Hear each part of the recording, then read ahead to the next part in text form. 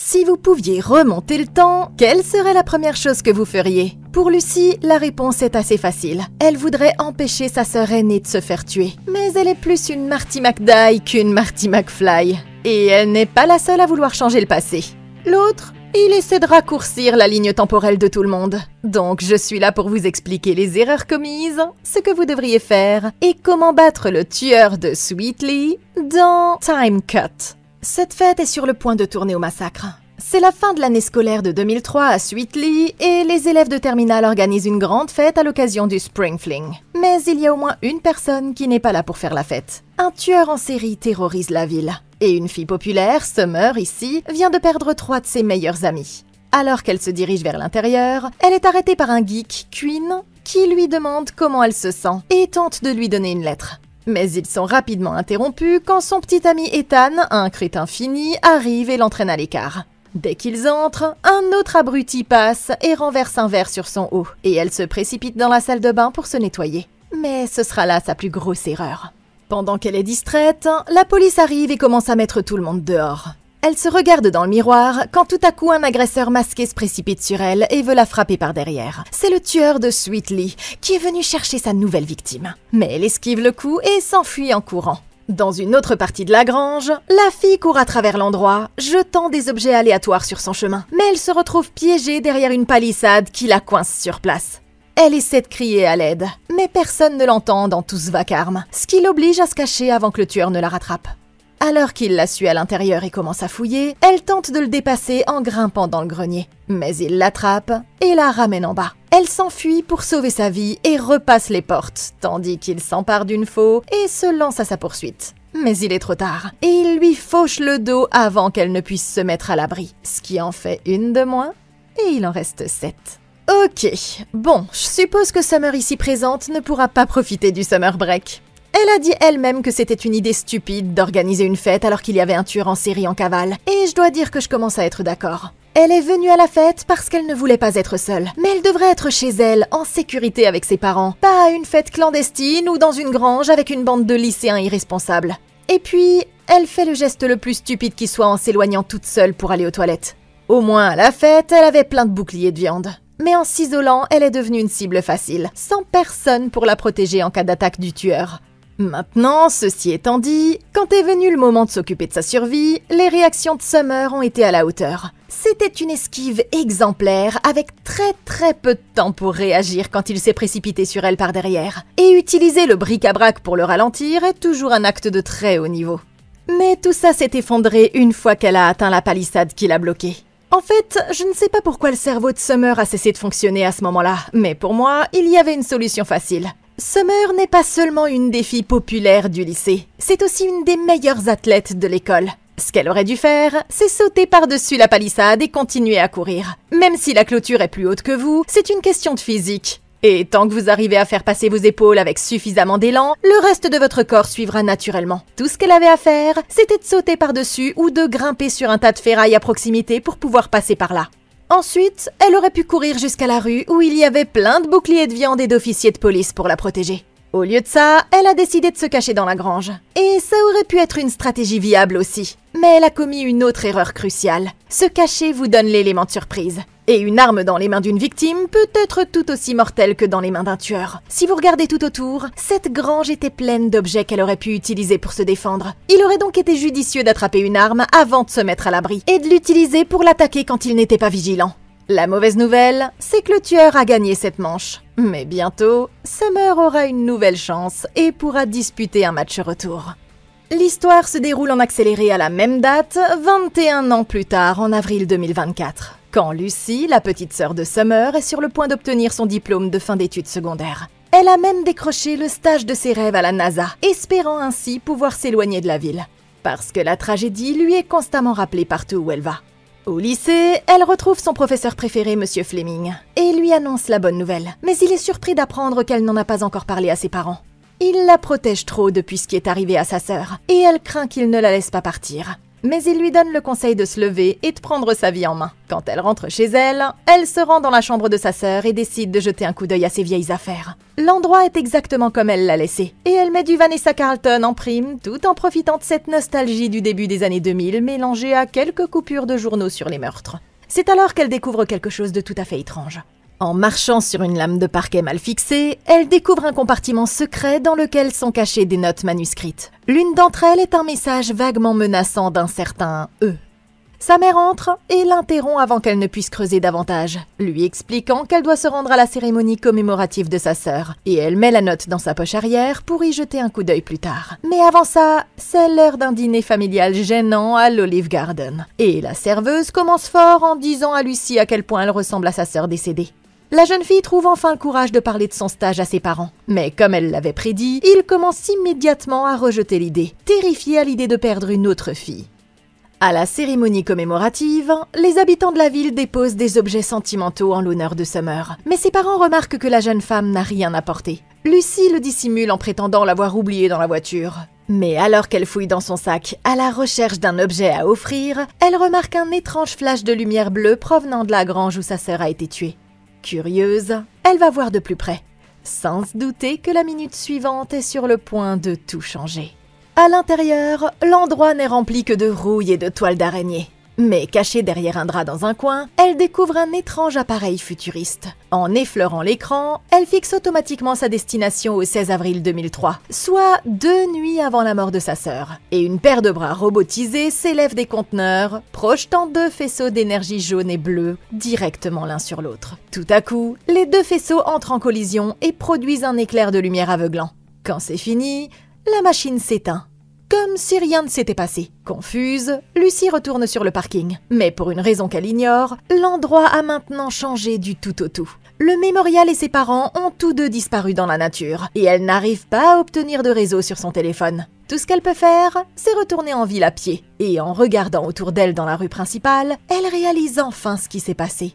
Elle ne sait pas comment, mais elle a été ramenée en l'an 2003. Ok, c'est la raison pour laquelle vous ne devez jamais toucher un appareil d'apparence mystérieuse que vous trouvez dans une grange abandonnée. La bonne nouvelle, c'est que ça pourrait être bien pire. Elle aurait pu être ramenée à la préhistoire et finir comme petit déjeuner pour un tigre à dents de sabre. Mais même s'il ne s'agit que d'un simple retour à l'âge d'or du début des années 2000, elle va devoir faire très attention à ce qu'elle fera ensuite.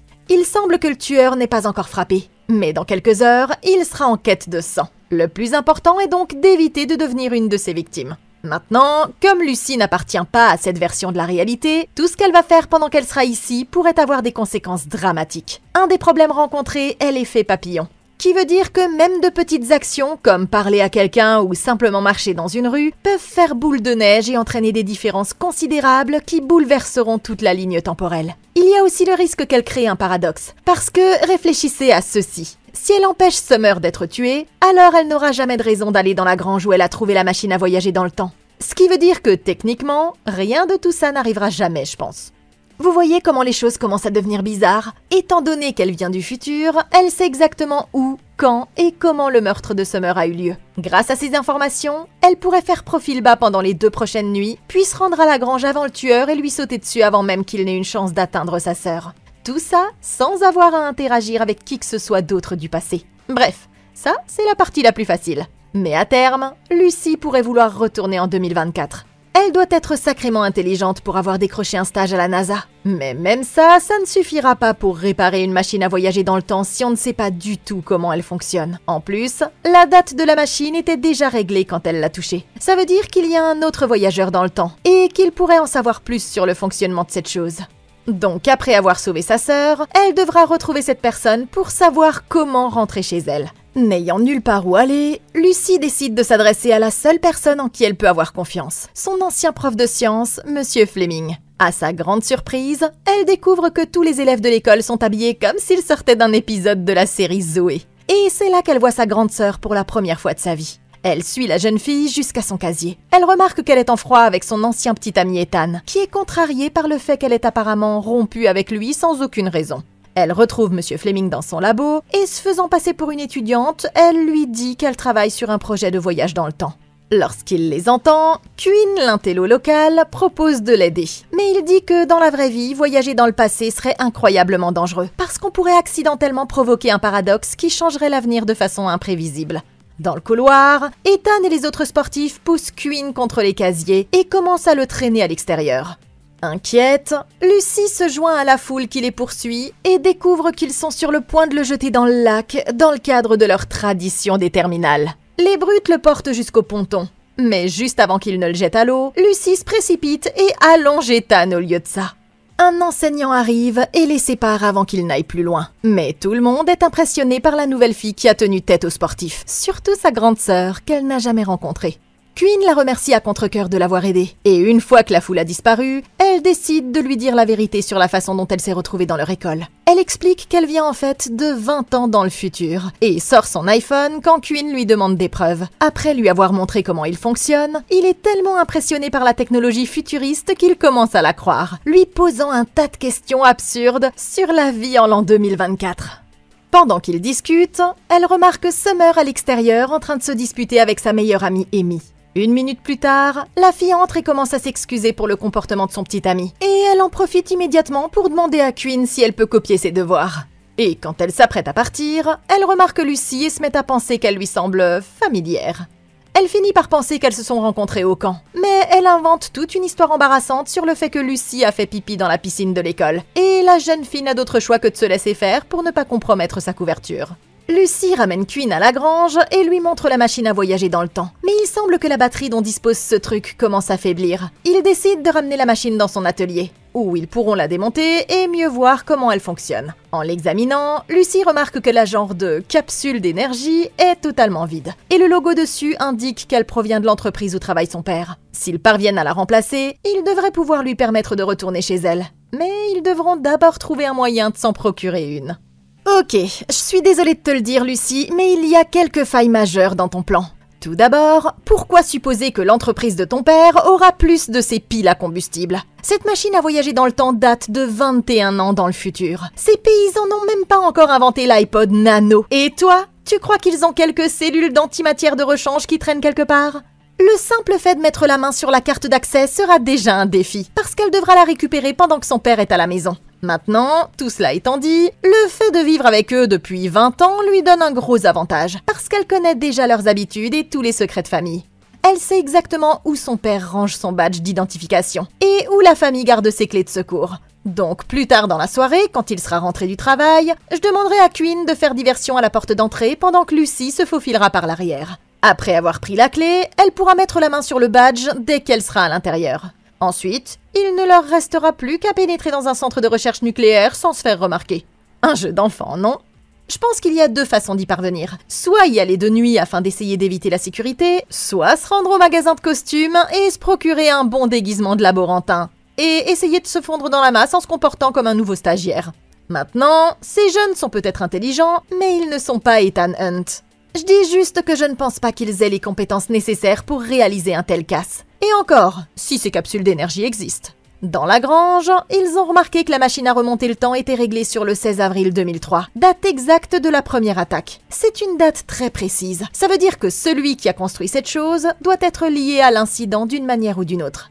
Elle sait que les amis de sa sœur Brian et Val vont être les premiers, et qu'ils vont être attaqués ce soir au centre commercial. Mais au lieu d'essayer d'interférer, elle devrait garder un œil sur la situation à distance et voir s'il remarque quelque chose d'étrange qui pourrait aider à la ramener dans la ligne temporelle originale. En quête de conseils, Lucy demande à son nouvel ami s'il changerait le passé pour empêcher un terrible événement. Mais il lui répond que ce serait trop dangereux. En essayant d'arrêter un événement, elle pourrait provoquer un événement encore plus grave. Selon lui, il est donc toujours plus sûr de laisser les choses se dérouler comme elles sont censées le faire. Il est temps pour Quinn d'aller travailler. Mais avant qu'il ne parte, Lucy lui demande s'il peut la raccompagner chez elle. Il est choqué quand il s'arrête devant la maison de Summer, terrifié à l'idée que parler à sa famille pourrait avoir des conséquences importantes sur le continuum espace-temps. Mais elle le convainc que c'est le seul moyen d'obtenir ce dont elle a besoin. Pour pouvoir entrer à l'intérieur de la maison, elle propose plutôt à Summer de l'aider avec son devoir de chimie.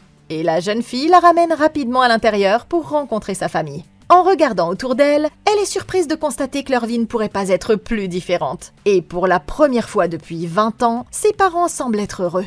le couple lui propose de rester pour dîner. Et elle est plus qu'heureuse de rester, parce que c'est en quelque sorte la première fois qu'elle mange avec eux en tant que famille. C'est une expérience douce amère, parce que plus ses parents parlent, plus il est évident qu'ils ne l'ont jamais vraiment aimé autant qu'ils ont aimé sa sœur aînée.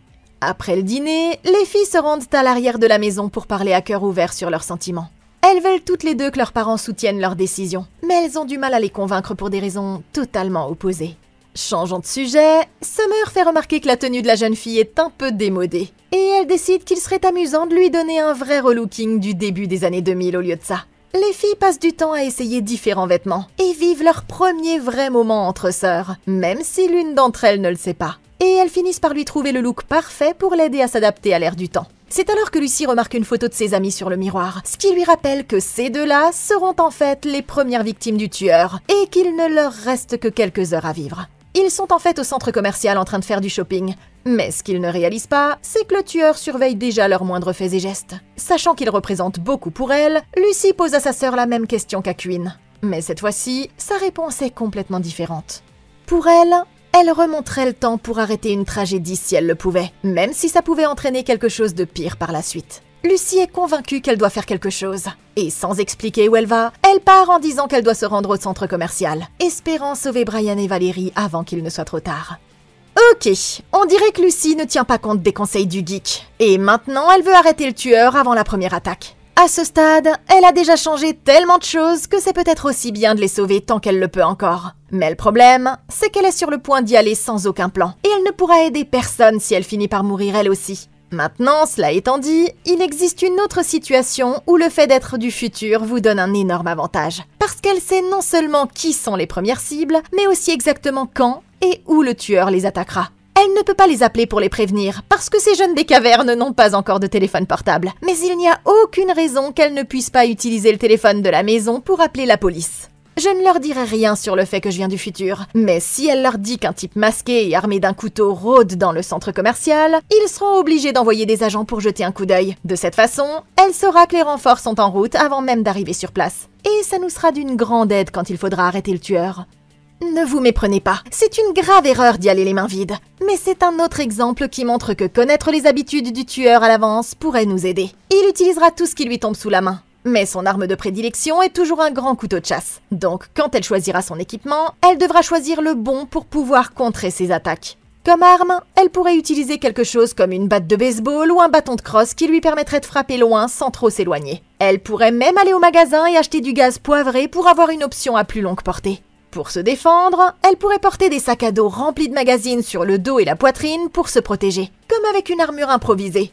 Et même en enrouler autour de ses bras comme Brad Pitt dans World War Z pour les protéger de sa lame. La bonne nouvelle, c'est que le tueur sera tellement concentré sur Brian et Val qu'il ne la verra jamais arriver. Donc même si elle ne peut pas les avertir à temps, elle pourra utiliser l'effet de surprise pour le neutraliser. S'emparant d'une trottinette dans le jardin du voisin, Lucy se précipite rapidement vers le centre commercial. Elle y arrive juste 5 minutes avant la fermeture des magasins. Elle tombe sur son prof, Monsieur Fleming, et même sur cet enfoiré d'Ethan. Mais il n'y a pas de temps à perdre, parce qu'elle doit trouver les autres avant qu'ils ne se fassent buter. Alors que Brian attend que sa petite amie finisse d'essayer des vêtements, Lucy aperçoit Quinn qui ferme le magasin de vidéos. Il lui dit qu'il les a vus tous les deux il n'y a pas si longtemps, et qu'ils ont parlé de faire un tour au magasin du 3e étage. Lucy se précipite donc en espérant qu'ils seront toujours là, et elle laisse son amie complètement déconcertée face à ce qui se passe. À l'étage, Brian a une peur bleue quand le courant se coupe tout à coup, et il fait accidentellement tomber par terre son DVD d'American Psycho. Il commence à chercher partout au sol, mais il ne s'attendait sûrement pas à ce que le tueur le trouve en premier. Il prend le DVD, le casse en deux, et poignarde Brian dans le cou avec le bord cassé avant même que le gars ne comprenne ce qui lui arrive. Ça fait 2 morts, et il en reste 6. Val, qui a entendu l'agitation, sort de la cabine pour voir ce qui se passe. Et elle découvre le corps sans vie de son petit ami étendu sur le sol. À ce moment-là, le tueur sort de son coin et la jeune fille court pour sauver sa vie. Elle se met à couvert derrière les rayons. Il la suit rapidement, mais elle a déjà disparu. Et maintenant, elle se cache au milieu d'un des présentoirs à t-shirt. Croyant savoir duquel il s'agit, le tueur retire les vêtements pour l'attraper. Mais il se trompe de rayon.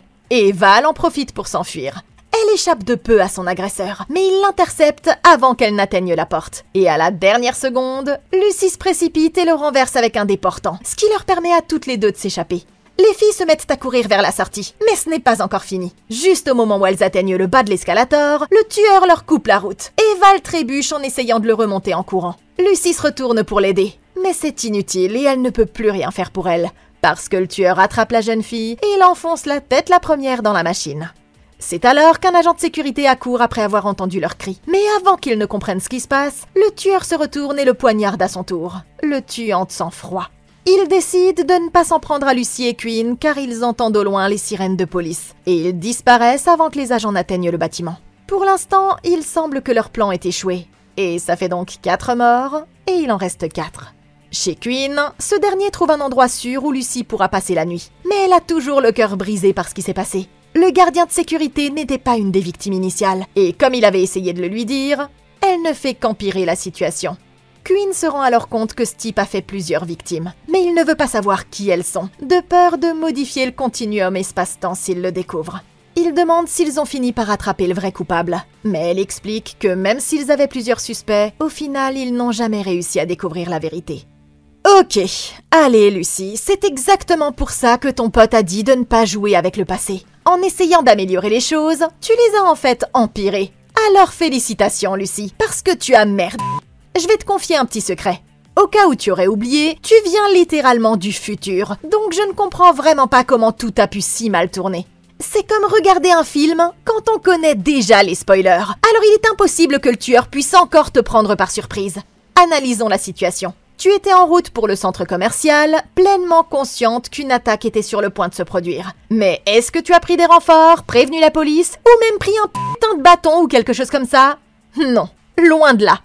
Tu as juste volé la trottinette d'un pauvre gosse et tu es resté là une fois arrivé sur place, semblant totalement détaché de la situation. Tu savais qu'il ne restait que quelques minutes avant qu'il ne soit brutalement tué. Alors pourquoi tu n'as pas couru dans le centre commercial en criant « Brian et Val, faites attention !» Pour, espérons-le, les prévenir. Tu ne peux pas dire que c'était parce que tu essayais de faire profil bas, parce que tu t'es arrêté pour parler à pratiquement tous ceux que tu as croisés en chemin. Et pendant que tu étais occupé à faire n'importe quoi, le tueur avait une longueur d'avance. Pour être honnête, c'est pas comme si ces deux-là avaient les meilleures compétences de survie non plus. Je veux dire, se faire tuer avec un DVD cassé, c'est juste embarrassant. Surtout pour un dur à cuire qui aime jeter les gens dans les lacs. Voilà ce que tu aurais dû faire, mec. Tu le tacles dans les jambes et tu le plaques contre l'étagère la plus proche. Ça devrait lui faire lâcher le DVD. Et comme il n'avait pas encore sorti son couteau, ça aurait été un combat équitable. Val n'a pas fait beaucoup mieux. Et elle a en gros abandonné et accepté la mort alors qu'il y avait un mur plein de planches derrière elle qu'elle aurait pu utiliser pour se défendre. Heureusement, Lucy a pu la sauver à temps. Mais leur chance a tourné quand elles se sont retrouvées coincées dans l'escalator. À ce moment-là, elle n'a pas eu d'autre choix que d'utiliser son ami comme bouclier de viande. Et comme Val allait mourir de toute façon, j'imagine qu'on peut dire que tout s'est bien passé. Mais c'est ce qui s'est passé ensuite qui a vraiment transformé tout cet incident en un véritable désastre. Comme tu l'as dit, ce gardien de sécurité n'aurait jamais été tué si tu ne t'étais pas impliqué. Que Brian et Val aient été tués est une chose, mais maintenant, ce type que personne ne connaissait et qui devrait encore être en vie vient s'ajouter à la liste des victimes. Il avait probablement une femme et une famille avec lesquelles il voulait passer les 20 prochaines années assis sur le canapé à regarder des séries sur Netflix. Mais grâce à toi et à tes idées stupides, maintenant ils assisteront à ses funérailles. Quand tu te présentes pour sauver 2 personnes, mais que tu finis par en faire tuer 3, alors que tu savais tout ce qui allait se passer, je suppose qu'il ne reste qu'une chose à dire. Lucy, tu as merdé. Aussi difficile que ça puisse être à accepter, Quinn finit par la convaincre qu'ils ne doivent pas changer le passé et qu'ils devraient plutôt se concentrer sur son retour à la maison. Pour ça, ils ont besoin de la carte d'accès de son père et elle décide de se faufiler dans leur maison à la première heure le lendemain matin. Ce sera assez facile d'entrer à l'intérieur, parce qu'elle se souvient de l'endroit où il cache un double de la clé. Mais alors qu'elle cherche le badge, elle finit par se faire prendre par sa sœur aînée. Summer a compris qu'il y avait un lien entre l'apparition de la jeune fille et ce qui s'est passé au centre commercial. Alors, elle veut une explication honnête sur toute cette histoire. Réalisant qu'elle n'a pas le choix, Lucy finit par céder et lui dit la vérité. Qu'elle est en réalité sa petite sœur qui vient de 20 ans dans le futur et qui a en quelque sorte voyagé dans le temps. Pour preuve, elle sort la lettre qu'elle a trouvée d'Ethan. Mais Summer dit qu'elle ne l'a jamais vue, ce qui veut dire qu'elle ne l'a pas encore reçue. Découragée, sa petite sœur s'en va, jurant que tout est vrai. Et la jeune fille s'assied, se demandant si elle peut vraiment lui faire confiance. À court d'idées, elle retourne à l'atelier de Quinn et commence à analyser le système de la machine à remonter le temps pour découvrir exactement comment elle fonctionne. Pendant ce temps, au hangar à bateau, Summer va à son casier et trouve une note cachée à l'intérieur. Quand elle l'ouvre, elle se rend compte qu'elle est absolument identique à celle que Lucy lui a donnée auparavant, ce qui prouve qu'elle a toujours dit la vérité. Nos geeks découvrent que la machine fonctionne à l'antimatière, en projetant deux particules l'une contre l'autre pour créer une passerelle temporaire à travers l'espace et le temps. Mais ils vont encore devoir trouver une autre cartouche de combustible. Et le seul endroit où ils peuvent en trouver, c'est au laboratoire de son père. Alors qu'ils essaient toujours de trouver un moyen d'entrer, ils sont surpris de voir sa sœur aînée entrer dans la pièce. Suite à la découverte du mot, Summer admet qu'elle la croit enfin. Mais tout bascule quand elle apprend que le tueur n'a jamais été arrêté. Summer est déjà déterminée à essayer d'arrêter ce cinglé avant qu'il ne frappe à nouveau. Et ce, avant même de découvrir que la prochaine victime sera sa meilleure amie, Amy. À présent, l'affaire est officiellement devenue personnelle. Et Summer n'est pas prête à laisser passer ça. Il faut un peu les convaincre, mais ils savent tous que c'est la bonne chose à faire, même si les conséquences pourraient être imprévisibles. Ils prennent donc des armes et se dirigent vers le musée où travaille leur ami, dans l'espoir d'y arriver avant le tueur. Au musée, Amy est tellement occupée à nettoyer et à écouter du Avril Lavigne qu'elle n'entend pas le téléphone sonner quand ses amis essaient de la joindre pour la prévenir. Arrivés à l'extérieur, ils se séparent tous les trois pour fouiller les deux bateaux. Lucy et Quinn restant ensemble, tandis que sa sœur vérifie les lieux seuls de son côté. Ils se promènent silencieusement dans les locaux à la recherche d'Amy. Mais pour l'instant, ils ne trouvent que de vieux artefacts effrayants. Et ce qu'ils ignorent, c'est que le tueur attend déjà le moment idéal pour frapper. Ok, on dirait que les choses prennent une tournure plus sérieuse. Maintenant qu'ils travaillent ensemble, Lucy et les autres pourraient bien avoir une chance de sauver Amy. Et pour couronner le tout, ils pourraient même sauver sa sœur, à condition d'arrêter le tueur sur le champ. Voilà une excellente façon de régler deux problèmes en même temps. Mais une fois de plus, ils commettent déjà une énorme erreur. Comme avant, la première chose qu'ils auraient dû faire, c'était d'appeler les secours. Comme ça, ils auraient été sûrs que les renforts étaient déjà en route. Ils se sont lancés dans cette aventure parce qu'ils savent que le tueur est sur le point de frapper. Et Lucy sait que sa sœur fera aussi partie des victimes. Donc même s'ils peuvent couvrir plus de terrain, il est hors de question pour moi de nous séparer, même pour sauver Amy. Laisser Summer partir seule est tout simplement trop risqué. S'ils restent ensemble, ils auront l'avantage numérique avec 3 personnes contre un tueur. Et les filles pourraient même utiliser Quinn comme bouclier de viande si quelque chose devait mal tourner. C'est pour ça que je suggérerais de travailler en équipe au lieu de ça. Bon, Summer est déjà venue au musée auparavant. Et elle a une assez bonne idée de la disposition des lieux. C'est aussi la meilleure amie d'Amy, alors elle lui a probablement rendu visite plusieurs fois au travail. Ce qui veut dire qu'elle connaîtra aussi ses habitudes et les endroits où elle aime bien traîner. Ça pourrait les aider à réduire le temps de recherche en allant directement dans la zone la plus probable où ils pourraient la trouver. Et leur meilleure chance de la sauver du tueur est de la trouver en premier. Cette fois-ci, Lucy et ses amis ont apporté des armes.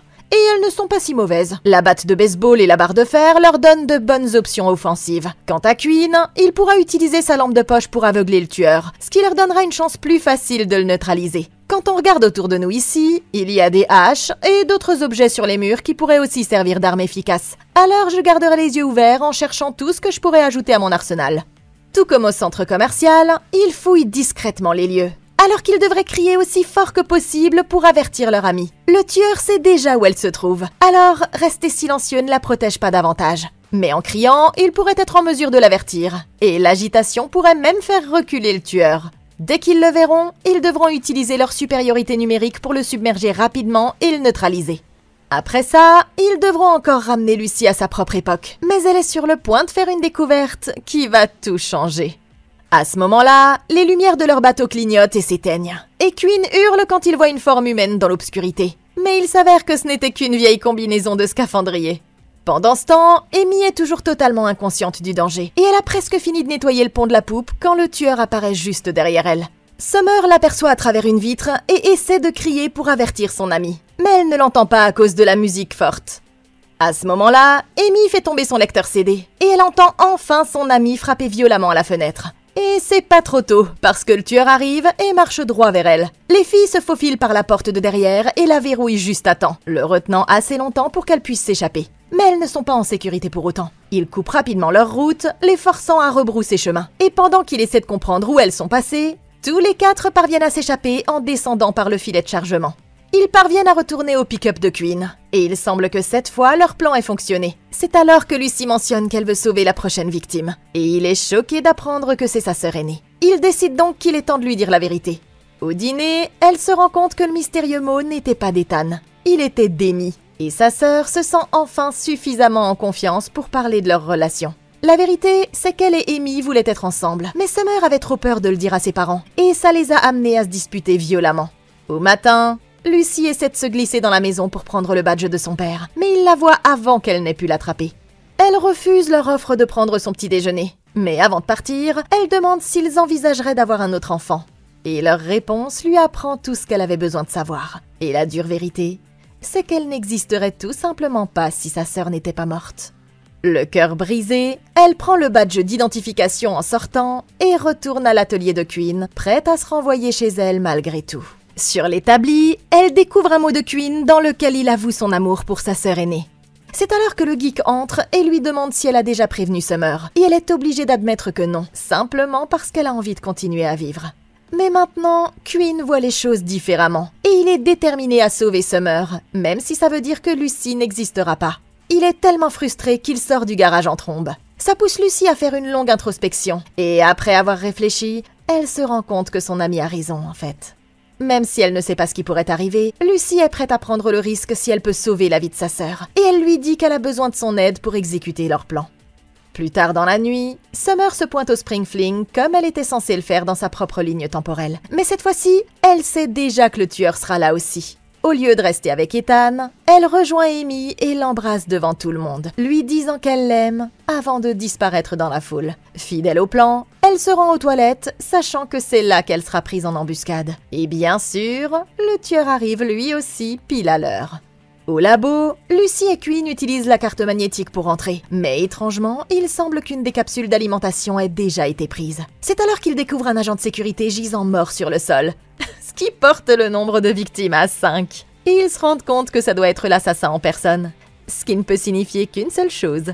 Il vient en fait du futur, et c'est lui qui a construit la machine. À la fête, Summer conduit le tueur jusqu'à la grange, sachant qu'il prendra son temps si elle ne se défend pas. Elle recule et le place exactement là où il faut pour que leur plan fonctionne. Et c'est alors qu'ils entendent une voiture foncer droit sur eux. Lucy et Queen foncent sur le mur à bord de son pick-up, projetant le tueur à travers la grange, tandis que Summer se jette sur le côté. Lucy court au secours de sa sœur, et les deux filles se précipitent vers le pick-up aussi vite qu'elles le peuvent. Mais à présent, ils ne parviennent plus à le faire démarrer. À ce moment-là, le tueur se remet sur pied et s'avance dans la lumière. Il finit par retirer son masque. Et ils sont tous pris au dépourvu quand ils réalisent que c'est en fait Queen depuis le début. Abasourdi, l'ami Queen parvient enfin à libérer le pick-up et il fonce vers sa maison. Il comprend que le tueur doit être une version alternative de lui-même, issue d'une autre réalité. Mais il promet à Lucy et à sa sœur qu'il ne leur ferait jamais de mal. Ok, ça fait beaucoup. Mais avant de continuer, on pourrait juste parler une seconde de la dinguerie de ce plan ? Je sais, on demande à Summer de répéter exactement les mêmes étapes qui ont causé sa mort la première fois, pendant que les autres s'introduiront dans un centre de recherche nucléaire pour trouver une batterie de rechange qui n'est peut-être même pas là.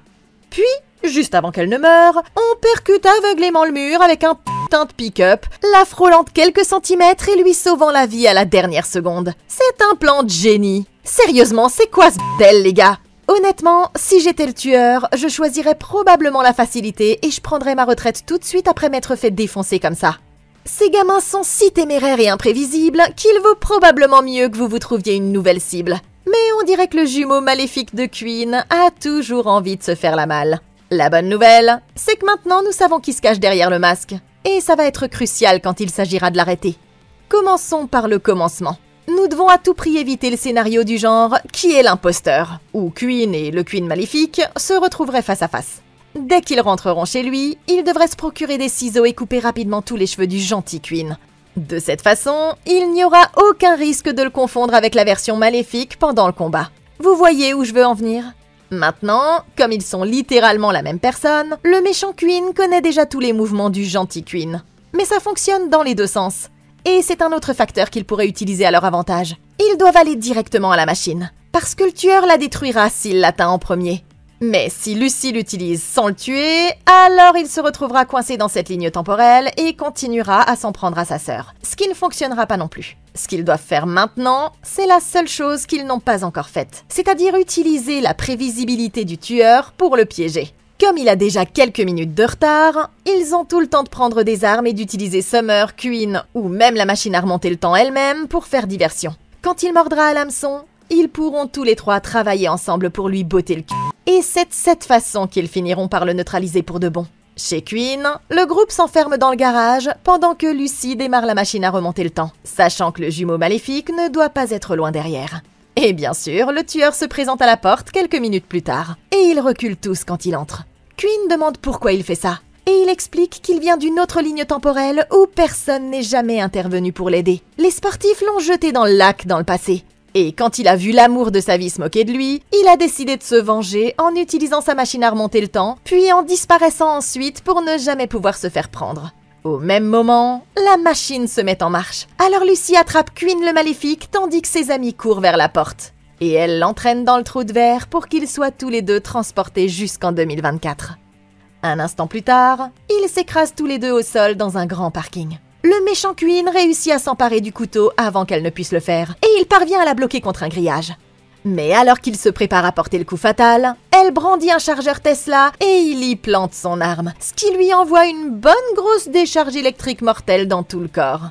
La capsule d'alimentation est toujours dans sa poche. Mais quand elle se penche pour l'attraper, Queen revient à la vie pour une dernière surprise, ce qui oblige Lucy à utiliser le couteau de l'assassin pour l'éliminer une bonne fois pour toutes. Et ça fait un tueur de moins, et il reste 3 survivants. Mais le plan de Lucy n'est pas encore terminé. Dans le passé, les autres sont tristes que Lucy ait dû partir pour pouvoir leur sauver la vie. Mais tout à coup, ils entendent la voix de leur amie juste derrière eux.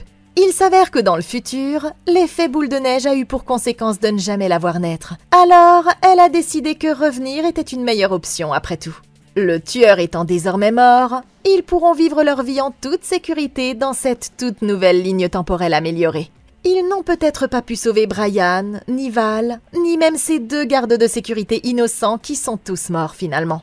Mais tout le monde sait que seuls les personnages principaux comptent vraiment dans les films. Et ces personnes-là vécurent finalement une vie très heureuse après ça. Fin de l'histoire. Time Cut. Un film intéressant. Je veux dire, il y avait de bons effets visuels, un bon scénario, de bons personnages. Croyez-moi, il y avait des films bien pires à regarder blotti sur le canapé avec votre chérie l'hiver dernier. Mais dites-moi dans les commentaires si vous auriez fait quelque chose différemment. Merci beaucoup d'avoir regardé. Laissez un like, abonnez-vous et consultez la playlist de Comment battre pour d'autres vidéos comme celle-ci. Je suis là pour vous. Nous, on se retrouve dans la prochaine vidéo. Et d'ici là, passez une excellente journée!